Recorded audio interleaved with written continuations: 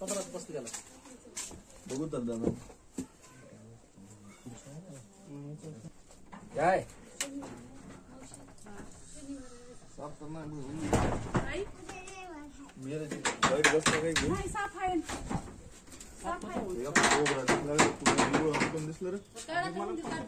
आई साफ आहे भैया एवढं उंदीर मेला म्हणजे आता इथंच आहे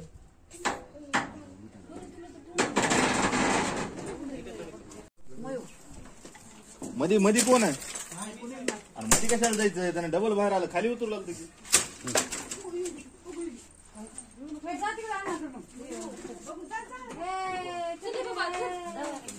काय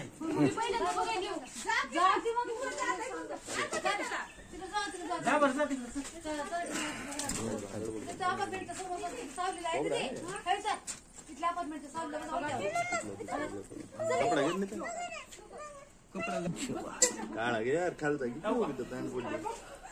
तसा कपडा असते रे ए बाई गप ना जरा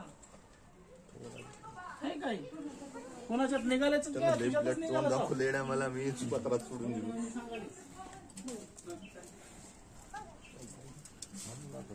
मधून डोसू का नका व्हिडिओ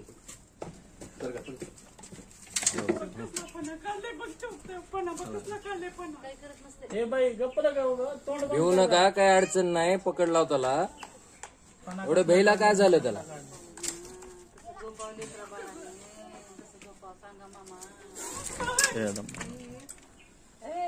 ए बाई तुझा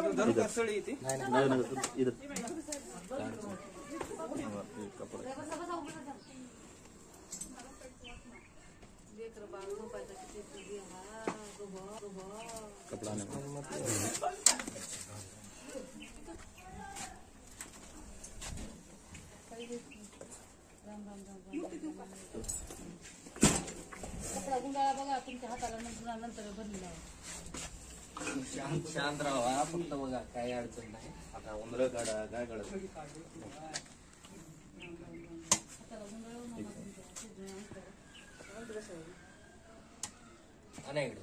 मोठी नाही का मोठी घ्या मोठी दाबू का असे हातात आहे ना काय करायचं दाबून असं आहे का दाबून काय करायचं वेगळं चालू आहे का कुठला लाव कशासाठी आला हातात सापण तुम्ही त्याच्यावर सळी ठेवा सांगा ना काय पकडतील म्हणून एवढं हातात त्याचं तोंड शिट्टीला धरला तुम्ही त्याच्या तोंडावर शी करा तुमच्यामुळे आम्हाला वाईट हो लांबून बघायचं असते खेळ आहे का हा लांबूनच बघायचं खेळ नाही म्हणून तर सांगायला गिळ आहे का उंदीर काय गिळ आहे की आहे की पोटात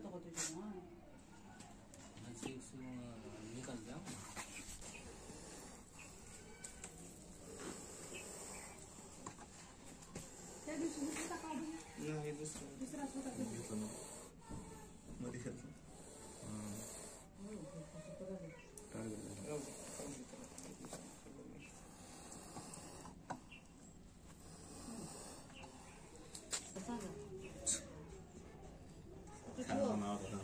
काय स्वच्छता ठेवा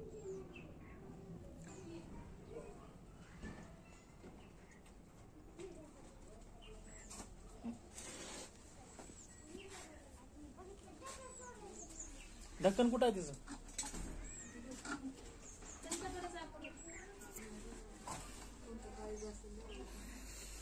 अभ्यासाचा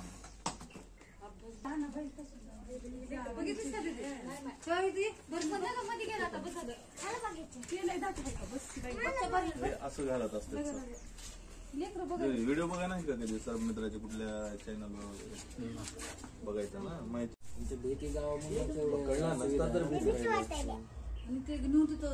जंगलामध्ये सोडून देतात जमा कुठं करायचं जेणेकरून की तुमचं नाही फायदा कशाचा एक जीव वाचला हेच फायदा आज आम्ही नाही आलो असतो तर याला मारलोच असतो ना तुम्ही कारण की हातात असताना त्याने सळी त्याच्या तोंडावर टाकलेले बाहेर असता मोकळ्या ह्याच्यात असता तर मारलोच असतो कशाला ठेवलंय असं? मारण्यापेक्षा वाचवणं बघा ना.